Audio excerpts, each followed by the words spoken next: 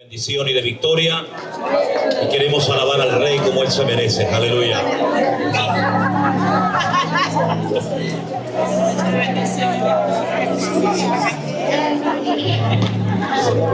Vienes contra mí con espada y caballería, yo voy contra ti en el nombre de mi Dios.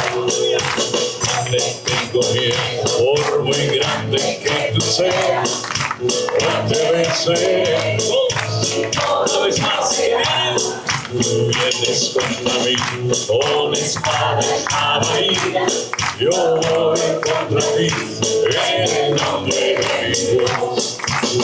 Te tengo miedo, por muy grande que tú seas, te venceré y todos lo verán. Al enemigo yo vencí en el nombre de mi Dios. Mayor es el que está en mí, el que viene contra mí. Camino vendrá y por siete huirá.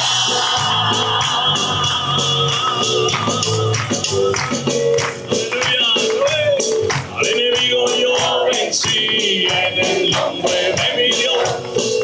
Mayor es el que está en mí, el que viene contra mí. Por un camino vendrá y por siete huirá.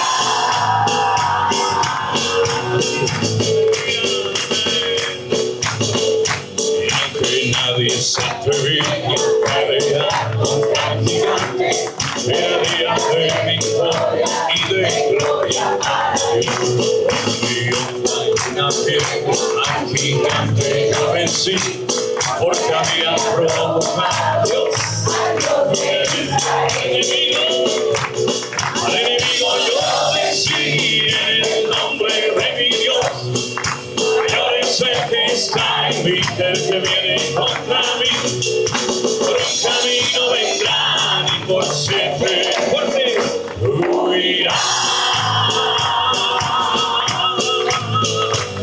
Con esa palma fuerte.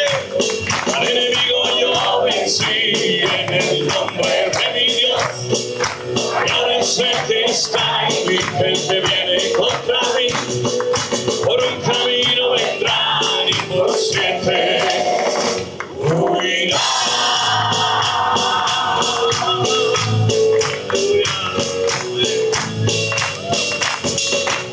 Huirá. Fuerte ese aplauso para Dios. Aleluya. Amén. Amén. Pueden tomar asiento, mis hermanos. Aleluya. Hermanos queridos, en esta noche hemos dicho que a quien queremos honrar y alabar es a nuestro buen Dios. Y Él nos ha dejado este santo libro que tengo en mis manos. Este es el libro más traducido del mundo. Para que yo pudiera, o usted pudiera tener este libro en la mano, no se puede usted imaginar la cantidad de gente que ha muerto y ha derramado su sangre para que este libro pudiera llegar a nuestras manos. Este libro, en castellano, en español, lo tradujo un cura español nacido en Sevilla llamado Casidoro de Reina. Este hombre era un monje y una noche decidieron, o tomaron más bien una decisión, de quedarse en ese monasterio de Sevilla esperando a la Santa Inquisición para que los mataran en la hoguera, quemados, o huían al extranjero para poder traducir de los textos originales del hebreo y del griego al castellano antiguo las palabras de Dios. La mitad de los curas de ese monasterio en España murieron quemados por la Santa Inquisición, la mitad. La otra mitad huyeron por varios caminos, pero uno de ellos llegó a Suiza y posteriormente a Alemania. Este cura, ya digo, se llamaba Casidoro de Reina. Este hombre, jugándose la vida, tradujo la Biblia al castellano antiguo. Y gracias al Señor se pudieron imprimir más o menos unos 2000 ejemplares aproximadamente. Y ahora, ¿cómo vamos a llevar esos libros a España? ¿Cómo los vamos a llevar? Si estaba prohibida la lectura de la palabra de Dios en aquellos tiempos. Había un señor que era un enanito muy bajito, jorobado, que cruzaba los Pirineos con unas mulas cargando toneles, barriles de vino. Y lo que hizo fue, dentro de esos barriles de vino, metió ejemplares de la Biblia y cruzó los Pirineos jugándose la vida. Pero la pregunta es, ¿y a quién le damos un ejemplar de la Biblia si la mayoría de la gente en aquella época no sabía leer ni escribir? Solamente la alcurnia, los condes, los reyes, las personas, digamos, influyentes y el clero eran los únicos que podían leer. Jugándose la vida, pidiendo mucha sabiduría, el Señor comenzó a repartir algunos ejemplares. Y mucha gente en aquella época se convirtió, hasta que al final a este señor llamado Julianillo lo sorprendieron distribuyendo la palabra de Dios, la Biblia, y lo quemaron en la hoguera. Así que para que nosotros pudiéramos tener este libro en nuestras manos, que es la Biblia, la palabra del Señor, mucha gente tuvo que perder la vida. Pero no solamente eso, sino que además muchas de las personas que se convertían en aquellos tiempos tenían que salir huyendo, porque era un delito convertirse, era un delito decir que la salvación solamente viene por la obra y los méritos de Cristo, y no por pagar dinero a un sacerdote, a un cura o a quien fuera. Y han pasado 2000 años y este libro ha sido el libro más publicado, más vendido, más traducido a todos los idiomas prácticamente del mundo hoy en día. Es un libro que yo llevo más de 45 años leyéndolo todos los días. A veces más tiempo y a veces menos tiempo. Pero es un libro que siempre te habla, siempre te toca, siempre te ministra, porque no es un libro normal y corriente. Primero porque tiene algunas particularidades que no tiene ningún otro libro en el mundo. Es un libro que no fue escrito por una sola persona, que es habitualmente lo que sucede. Una persona escribe un libro y lo publica. Este libro lo escribieron más de 40 personas diferentes, que la mayoría de ellos nunca se conocieron, porque no fueron contemporáneos. Este libro no solamente fue escrito por más de 40 personas, sino que se tardó en concluirlo más de 1400 años. Y no solamente se escribió en un idioma, sino se escribió en dos, en hebreo y en griego, y algunas partes también en arameo.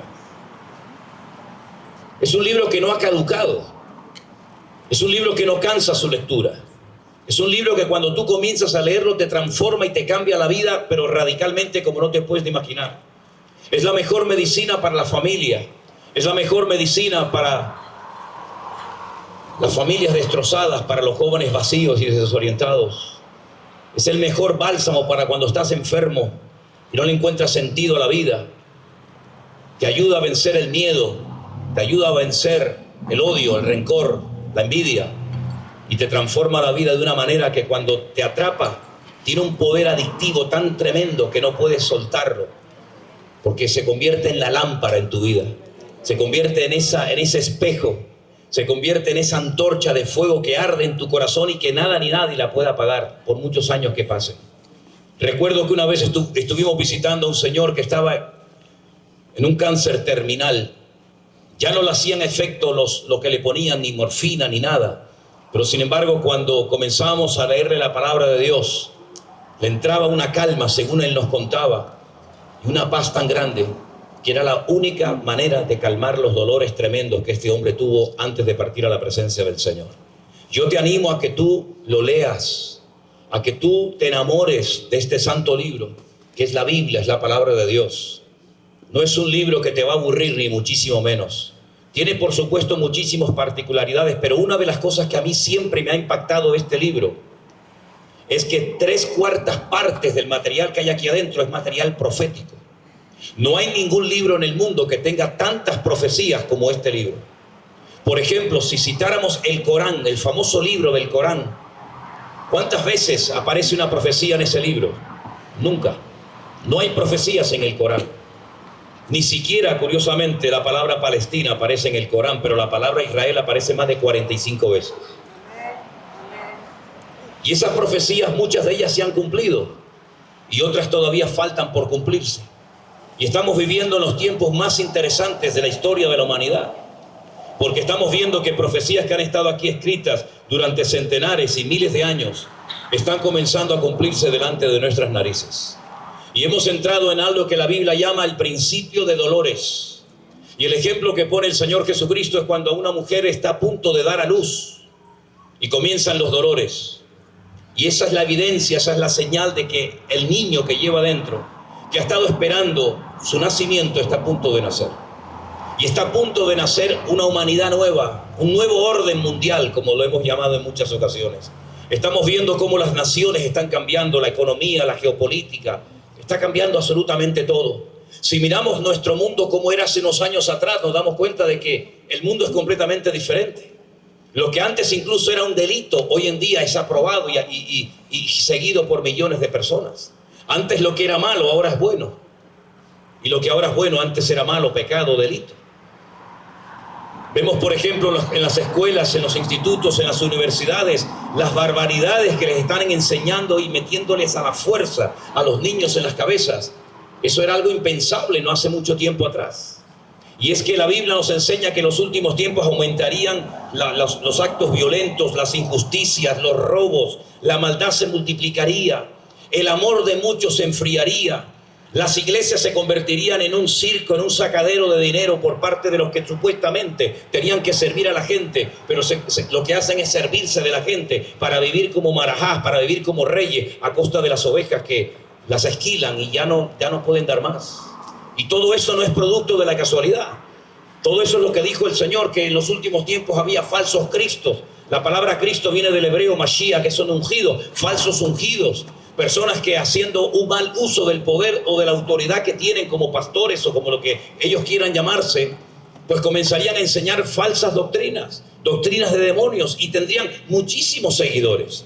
Por eso, mis queridos hermanos y amigos, no se sorprendan de todo lo que estamos comenzando a ver y de otras cosas peores que vienen en el futuro. Todo lo que está ocurriendo ahora mismo en Oriente Medio no es producto de la casualidad. Lo que pasó hace 2 años, el 7 de octubre en Israel, no es producto de la casualidad. Estamos viendo que el Señor está sacudiendo sobre todo a su pueblo, a la iglesia.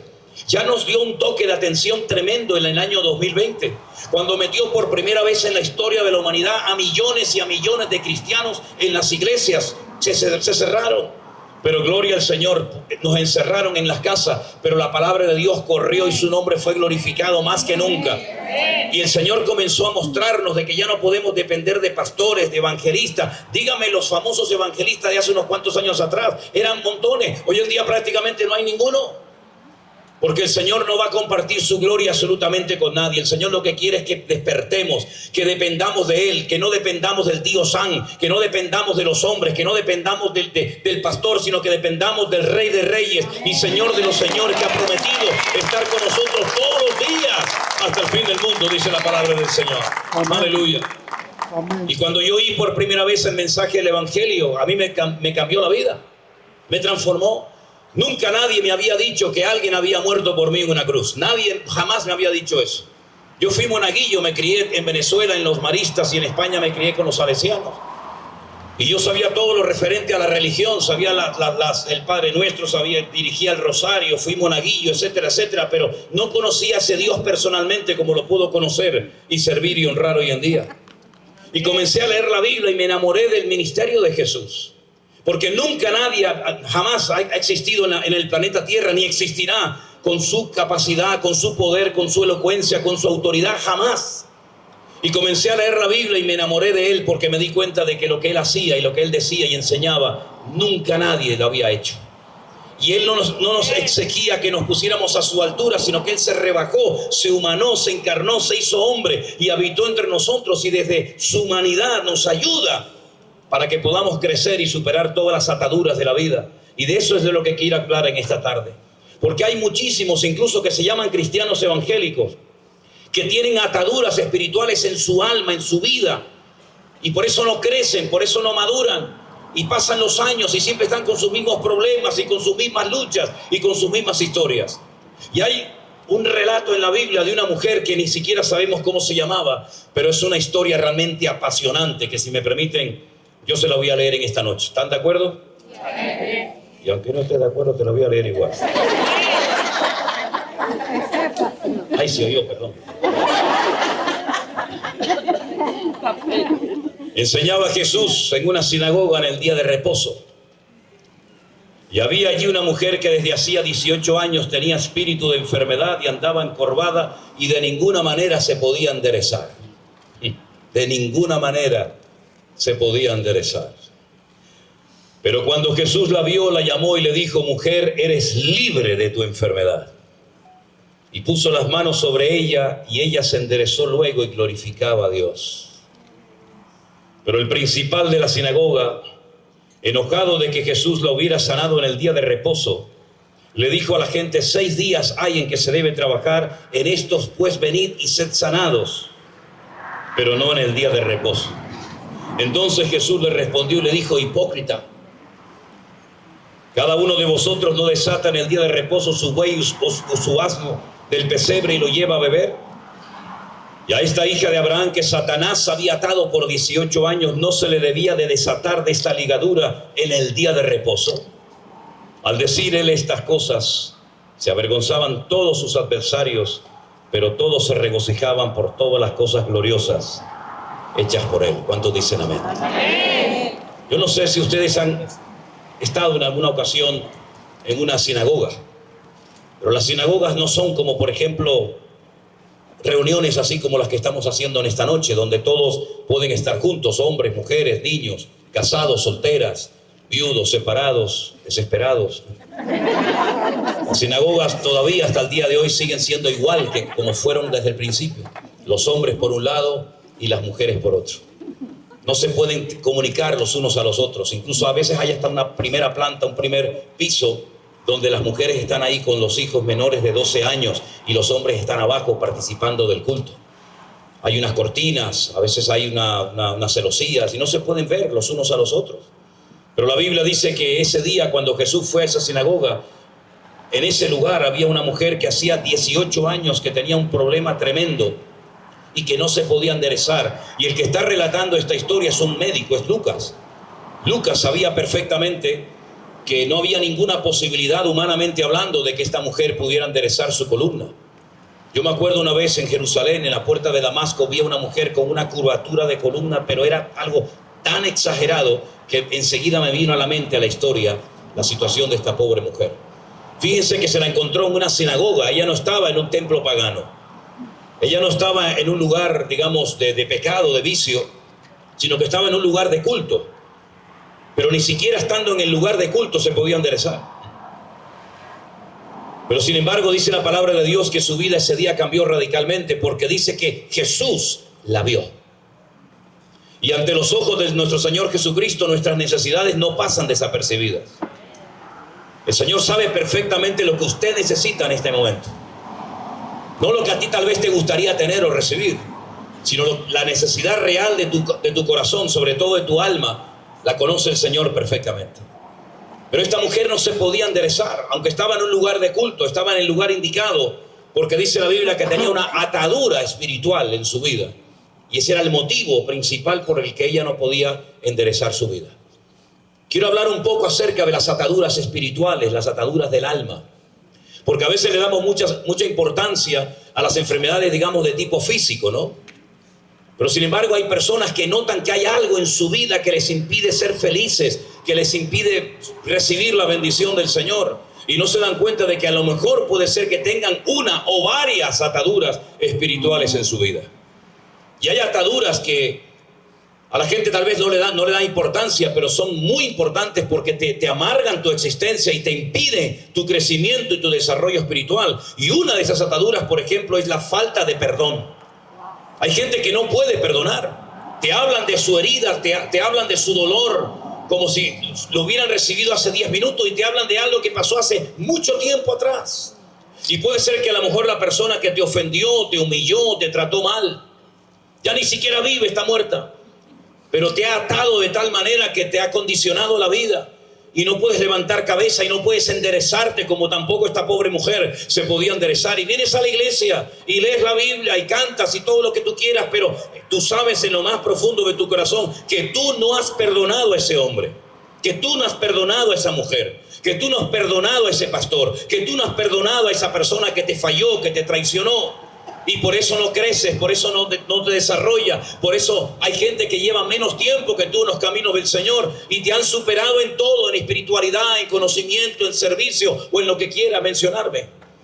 Porque la falta de perdón te ata y te esclaviza y te conviertes en un auténtico esclavo. Y por eso el gozo del Señor para ti es una asignatura pendiente. Y por eso lees la Biblia y a veces dices no me acuerdo de lo que he leído. Y no te gozas porque hay algo que está frenando tu crecimiento espiritual delante del Señor. Hay otras personas que tal vez no tienen problema con eso, pero tienen problemas con una falta de identidad. Porque desde pequeñitos oyeron que tú no vas a servir para nada, tú no sirves. Y tal vez hasta tu propio padre te abandonó o sabe Dios lo que te hizo. Podríamos estar hablando horas de ataduras espirituales que le amargan la vida a naciones enteras, a pueblos enteros, a ministerios, a familias enteras. Y la pregunta es si tú en esta noche vas a dejar que el Señor transforme tu vida. Porque hay gente que solamente lo que quiere es venir a los cultos para recibir la bendición, los panes y los peces, pero no están dispuestos a ser tratados, triturados, cambiados por el poder de Dios. Esta mujer ya los cultos se le quedaban pequeños. Esta mujer no necesitaba cantar más o saber más escrituras de la Biblia, que se las sabía de memoria. Esta mujer necesitaba ser desatada de esta ligadura. No era un demonio. Ella no estaba endemoniada. Ella estaba atada espiritualmente hablando, y el Señor Jesucristo, cuando la observó, se dio cuenta de que necesitaba ser ministrada de una forma diferente a como había sido tratada durante toda su vida. Alguien dijo en cierta ocasión que si quieres ver cambios diferentes en tu vida, no sigas haciendo siempre lo mismo. Y hay personas que dicen, pero yo leo la Biblia, pastor, yo oro, yo incluso ofrendo y voy a la iglesia, intento hacer algún servicio, pero hay algo que te frena. Y puede ser, no digo que siempre sea así, pero puede ser, no descartes la posibilidad de que pueda haber una atadura en tu vida, una puerta que abriste al odio, al rencor, al orgullo, a lo que fuera, y no supiste cerrarla en su momento, y sigues siendo una víctima de algo que te hicieron. Por eso yo siempre digo que la mejor manera de que nadie te ofenda es que tú no esperes nunca nada de nadie. Porque si tú esperas un trato preferencial, si esperas un saludo, una llamada, una visita, una palmada en la espalda y no la recibes, puede ser que te lleves una tremenda desilusión. Pero tú no tienes que esperar ya a estas alturas, mijo. Tú no tienes que esperar nada de nadie, pero tú tienes que esperarlo todo de Jehová de los ejércitos, que te quiere llevar de gloria en gloria y de victoria en victoria a lo largo de tu vida. Esta mujer, hermanos queridos, ni con dinero podía solucionar su problema. ¿Cuántos creyentes piensan que cuando ya tengan un cierto nivel, un cierto estatus, una cierta capacidad económica, van a poder vivir tranquilo? Y hay gente que tiene más dinero que otros y sin embargo está más amargado que nadie. Y es que hay cosas que el dinero no puede solucionar. Solamente el poder de Cristo puede traer la felicidad y llenar el vacío profundo de tu corazón. Esta mujer, si no hubiera tenido un encuentro, una experiencia personal con Cristo ese día, hubiera salido igual del culto que como entró. ¿Y cuánta gente le pasa esto? Van a la iglesia, escuchan el mensaje, pero es como si le pasara el mensaje por encima de la cabeza. ¿Por qué? Porque tienen su corazón cauterizado. Hay algo que impide que el poder de Dios, que la palabra de Dios penetre en ellos. Pero en esta tarde, en esta noche, en este lugar, está la presencia de nuestro Señor Jesucristo. Amén. Aquel que dijo, yo he venido para darte vida y vida en abundancia. Aquel que vino para romper ataduras. Aquel que vino para vencer a la muerte, al diablo y al infierno. Fuerte ese aplauso a Él en esta noche. Aleluya. Él es el único que puede transformar tu lamento en baile. Él es el único que puede darte paz y no vas a depender de nada ni de nadie. Podrás levantarte por la mañana y no tener que estar pensando cómo consigo esa sustancia para poder sobrevivir un día más. ¿Sabes lo hermoso que es no depender de nada ni de nadie? Pero eso solamente se consigue no por tus méritos, sino por los méritos de Cristo. Porque la palabra del Señor nos enseña que Él hizo un sacrificio perfecto en la cruz del Calvario. No tenemos que añadir absolutamente nada. Lo que Él hizo es más que suficiente para que puedas vivir en libertad y en victoria y con la paz de Cristo todos los días de tu vida. Esta mujer sí era muy religiosa, pero la religión no salva a nadie. Ninguna religión salva a nadie. La palabra religión es un término que viene del latín. Religa, reluga, relegare. Esa es la conjugación. Y significa atarse o volverse a atar. Cristo no es una religión más de tantas que hay. Cristo ni siquiera vino a enseñar una serie de principios religiosos diferentes a los que ya existían. La religión las inventaron los hombres. El primer acto religioso de la historia de la humanidad ya lo vemos en el primer libro de la Biblia, cuando dice la Biblia que dos hermanos hijos del mismo padre y de la misma madre, Caín y Abel, quisieron un día acercarse a la presencia del Señor, y uno vino a la presencia del Señor como Dios había dicho que había que acercarse, con sacrificios de animales, con derramamiento de sangre, como era la costumbre. Sin embargo, su hermano Caín quería acercarse a Dios a su manera, con el fruto de la tierra. Y dice la Biblia que Dios no miró con agrado la ofrenda de Caín. ¿Por qué? Porque hay gente que se quiere acercar a Dios a su manera, poniendo ellos las normas y queriendo que Dios se ponga a su disposición y a su servicio. Y esto no funciona así, mi hermano. No es Dios el que tiene que seguirle a usted, es usted el que tiene que seguirle a Él. Usted es el que tiene que cambiar, Dios no tiene que cambiar en nada. Dios le habla a Caín y le dice: si hicieras las cosas bien, yo te bendeciría. Pero sin embargo, Caín prefirió levantarse contra su hermano y se cometió el primer crimen de la historia de la humanidad, ya lo sabemos. Ese es el primer acto religioso, la primera manifestación del orgullo del hombre. Yo me voy a acercar a Dios a mi manera, no como Dios diga, sino por otro camino. Y por eso hay tantas religiones, porque cada una inventa sus normas y sus principios. Y tiempo más tarde dice la Biblia que no queriendo cambiar, no queriendo aceptar la voluntad de Dios, dice la Biblia que se juntaron las multitudes y quisieron construir una torre que llegara al cielo para decirle a Dios en su propia cara: ¿te das cuenta cómo podemos llegar a la presencia tuya de nuestra forma y de nuestra manera? Y eso es lo que siempre ha frenado a la humanidad, que el hombre no quiere reconocer que no todos los caminos llegan a Dios, sino solamente hay un camino. Y Jesús dijo: yo soy el camino, no uno más. Yo soy el camino, la verdad y la vida, y nadie viene al Padre sino solamente a través de mí. Amén, amén. No sé lo que te enseñaron en tu iglesia o en tu religión, pero la palabra de Dios, que es la misma para todo el mundo, dice que no hay otro nombre bajo el cielo dado a los hombres por medio del cual podamos ser salvos. No es a través de estampitas de vírgenes, de santos, de velas o de lo que tú quieras mencionarme. Solamente hay un camino que lleva a la presencia del Señor. Si te gusta, bien, y si no, también, querido. Pero eso es lo que dice la palabra del Señor. Y algún día todos los que estamos en este lugar tendremos que presentarnos delante de la presencia del Creador del universo. Y tus religiones, tus velas, tu dinero y todo lo que tienes no te servirá de nada. Porque no es por nuestros méritos, nuestras buenas acciones. Dios considera nuestras buenas obras como trapos de inmundicia.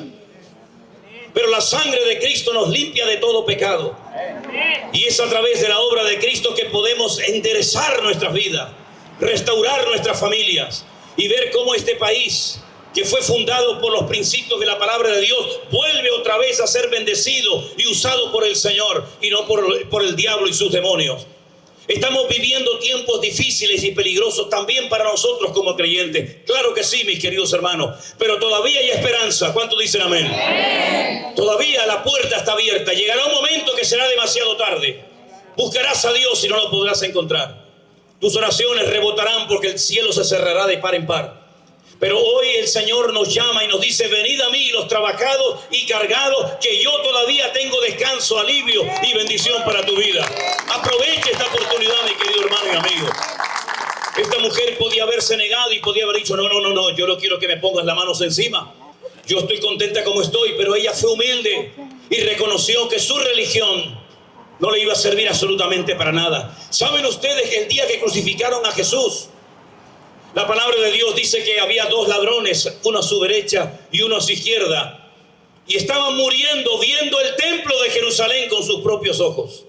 El centro religioso de la época, clavado en una cruz, a punto de morir, pero viendo a los sacerdotes, viendo a los escribas y fariseos en el templo de Jerusalén. ¿De qué le sirvió aquel edificio? De nada. Porque la religión no salva al hombre. Ninguna religión puede cambiar tu ser. Solamente la sangre de Jesús lo puede hacer, decía aquel antiguo cántico, ¿se acuerdan? Amén. Por eso, mis queridos hermanos, tuvo que venir Él del cielo a la tierra, no tú subir, porque jamás ibas a poder subir. Una vez hablando con un hindú, allí en las Islas Canarias, me dijo: pero bueno, ¿ustedes por qué tienen un solo Dios? Digo: porque con uno nos sobra. Ustedes tienen 300 millones. y vuestros dioses miran desde arriba nuestra bajeza, nuestras miserias, nuestras vidas destruidas, y todos quieren que nos elevemos a su nivel hasta que lleguemos al nirvana, y entonces por fin podemos salir de este ciclo sin fin de reencarnaciones. Pero sin embargo nosotros creemos todo lo contrario. Dios miró nuestra bajeza y bajó, descendió. De tal manera amó Dios al mundo que dio a su Hijo unigénito, para que todo aquel que crea en Él no se pierda. Se humanó, el Verbo se hizo carne y habitó entre nosotros, y vimos su gloria, gloria como el unigénito del Padre. Amén. Y por eso, mis queridos hermanos, Él entiende cuando lloras. Él entiende cuando te calumnian. Él entiende tu soledad, porque si alguien te entiende perfectamente es Él. Porque Él sabe lo que es ser malinterpretado. Él sabe lo que es ser rechazado. Él sabe lo que es el desprecio, el esputo en la cara. Él sabe todas las miserias del hombre, porque las vivió en carne propia. Y por eso Él fue a la cruz a sufrir, para que tú no sigas sufriendo ni un minuto más de tu vida. Y Él fue a la cruz con gozo, porque sabía que era la única posibilidad de que tú pudieras enderezar tu vida y empezar una vida nueva. Y algunos piensan que fue un gran hombre, con un carisma espectacular, con unas enseñanzas transformadoras, pero que lamentablemente la muerte terminó con su vida. Y por eso muchos en Semana Santa, supongo que aquí en Estados Unidos no se ve eso, pero en España, cuando llega la época de la Semana Santa, sacan los tronos a la calle. Yo me acuerdo cuando era niño en Venezuela, que pasaba un trono. Yo siempre he dicho que ya la rueda se inventó hace siglos. No sé por qué tienen que cargar esas pesadas cargas cuando le podían poner unas rueditas abajo al trono y lo mueven y lo sacan fácilmente. Pero bueno, así es el hombre, ¿no? Y pasaba supuestamente una figura del Señor Jesucristo con las espaldas destrozadas, amarrado a una columna, y yo como niño me horrorizaba de aquello, me daba un pánico terrible. Y yo decía a mi madre, ¿y este quién es? Dice, es el Señor. El Señor. ¿Y por qué lo mataron? Bueno, lo mataron. Y después pasaba una urna de cristal. Imagínate a las 3 de la mañana llevar a un niño con ese olor de vela podrida, con aquellos gorros, con aquellos tambores, que aquello era una película de terror en aquello. Y si llovía y había rayos y truenos, ni te cuento, ¿no? Y pasaba dentro de una urna de cristal y yo me entraba un pánico terrible. Y decía, ¿y ahora qué le pasó? Y dice, ahora lo mataron. Lo mataron. Sí, lo mataron. Y ahí se acababa todo, lo mataron. Y nos íbamos a la casa con un dolor. No podía ver la televisión, no podíamos comer carne, no podíamos hacer ruido, porque el Señor está muerto. Y así me crié yo. Pero después resulta que llegaba la Navidad y nacía otra vez. Digo, pero ¿cómo morí en abril? Y nace otra vez en diciembre, pero ¿qué lío es este? Y así me crié yo toda mi vida. Hasta que leí la Biblia y entonces encontré ese pasaje cuando una mujer que lo amaba, porque fue liberada como yo de demonios, y llegó temprano a la mañana al sepulcro. No fue Juan, no fue Pedro, no fue Santiago, ni siquiera su propia madre fue. Pero una mujer que había sido liberada de demonios, llamada María Magdalena, porque había nacido en Magdala, allí al lado del lago de Galilea, en el norte de Israel. Ella fue muy temprano en la mañana, y dice la palabra de Dios que lloraba y lloraba y lloraba porque el sepulcro estaba vacío, y pensaba que tal vez habían robado el cuerpo y se lo habían llevado a otro lugar. Pero un ángel le dijo, María, no llores más. No busques entre los muertos al que vive, porque ha resucitado. ¡Aleluya! ¡Gloria a Dios! Él está vivo. ¿Cuántos dicen amén? Amén. Cuando yo entendí que Él había resucitado para no morir nunca más, yo salí de esa iglesia con los pelos de punta y le dije al Señor, Señor, esto se lo voy a contar a todo el mundo, Señor. Al principio agarraba así por el pecho a mis amigos y le decía, ¿me vas a escuchar? Me decía, no me interesa, te voy a dar una como no te interese. Y el pastor me decía, no lo hagas así, no se evangeliza así. Digo, es que no me hace caso, pastor, es que no me hace caso, le voy a dar una trompada. No es así, Manolo, tranquilo. Ya después fui aprendiendo, pero más de una trompada di en aquel tiempo, con el amor del Señor. Pero ¿saben qué? No he venido a este lugar para hablar de un cadáver. He venido aquí para decirte que el Señor vive por los siglos de los siglos, amén, y que está en este lugar y esta noche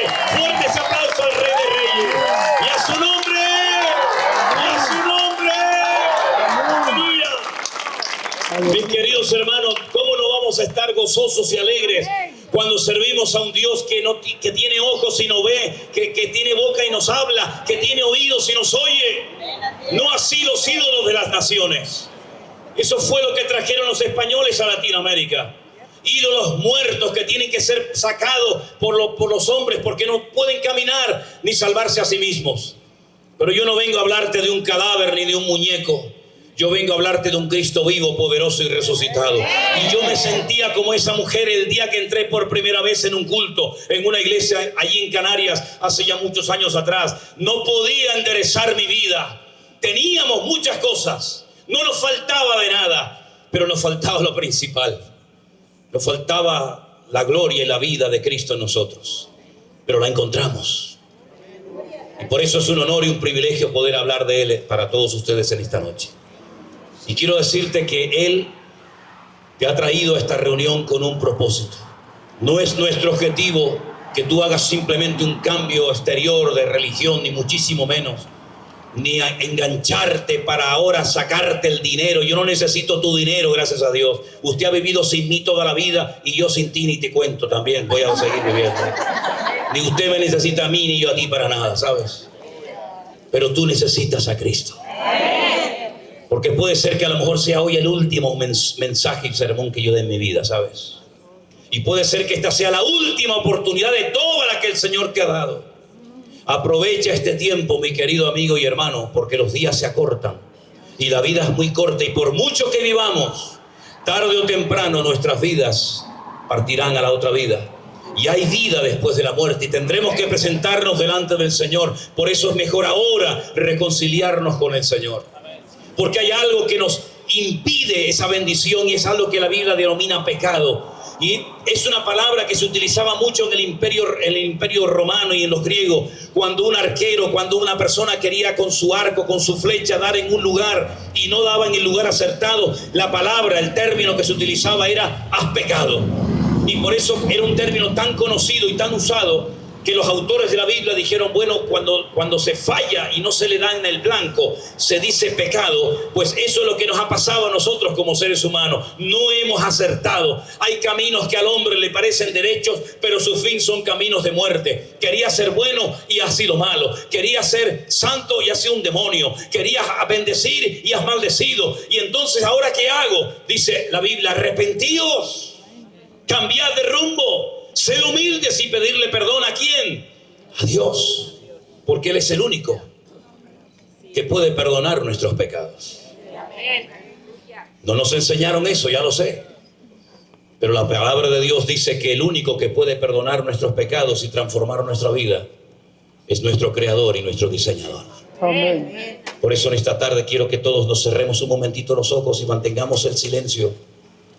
Porque voy a hacerte la pregunta más trascendental de toda tu vida. No sabemos lo que nos depara el futuro.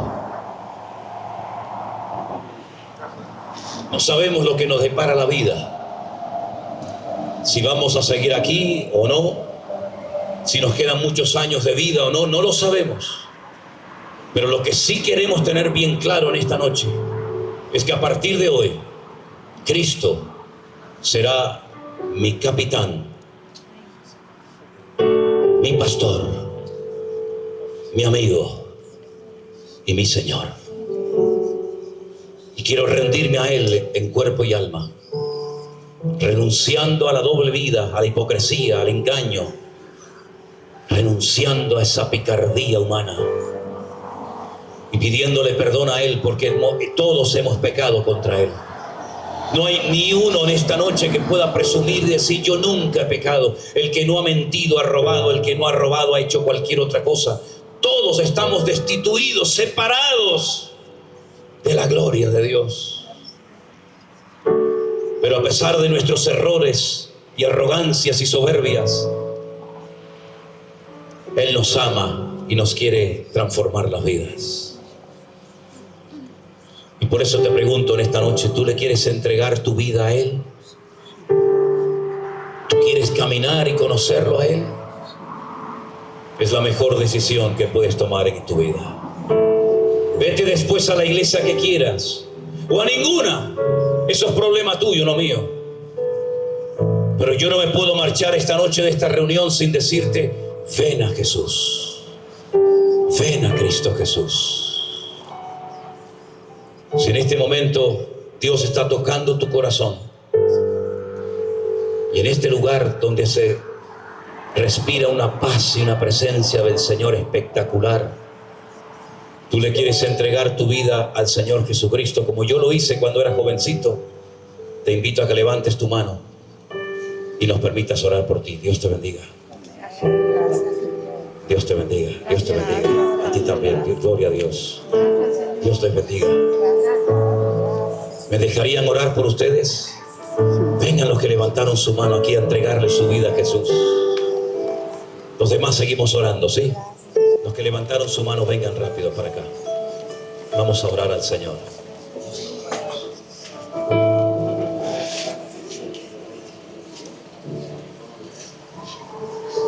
Amén. Gloria a Dios.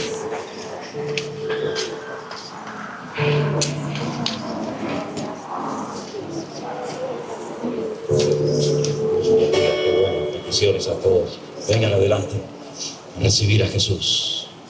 Gloria a Dios, qué bueno.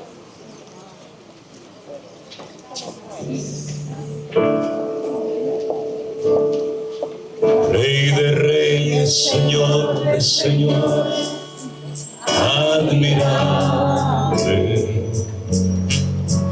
consejero, Dios fuerte, Emmanuel, Dios con nosotros. El Cordero que fue inmolado, eres digno de tomar el poder, las riquezas, la sabiduría, la fortaleza, la honra y la gloria y la alabanza por los siglos de los siglos. Amén. Cántalo conmigo. Rey de reyes, Señor de señores, admirable, consejero, Dios fuerte, Emmanuel, Dios con nosotros.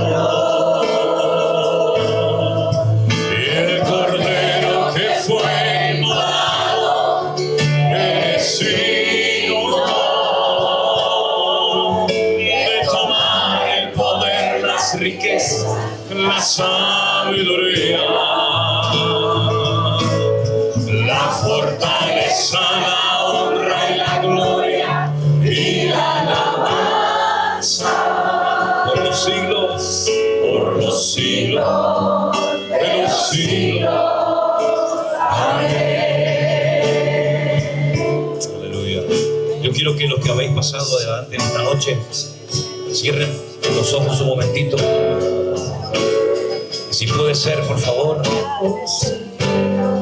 repitan conmigo esta oración. Por favor, un momentito. Digan conmigo: Señor Jesús, en esta noche te pido perdón por todos mis pecados. Tú sabes cuáles son, Señor, y yo me arrepiento de corazón. Perdóname, Señor Jesús. Perdóname, Señor. Yo te quiero recibir como mi Señor y mi Salvador personal. Entra en mi corazón, Señor. Públicamente te invito a que vengas a mi vida y me hagas un hijo tuyo, Señor. Me rindo a ti en el nombre de Jesús. Gracias, Señor. Dale gracias a Dios por tus palabras. Señor, gracias por estas vidas que han pasado al frente en esta noche, que han sentido una convicción de pecado y han pasado al frente y te han dicho: perdónanos, Señor. Queremos empezar una vida nueva contigo. Restaura mi vida, Señor, mi casa, mi familia. Quiero recuperar tantas cosas que perdí y rompí por mi mala cabeza, Señor.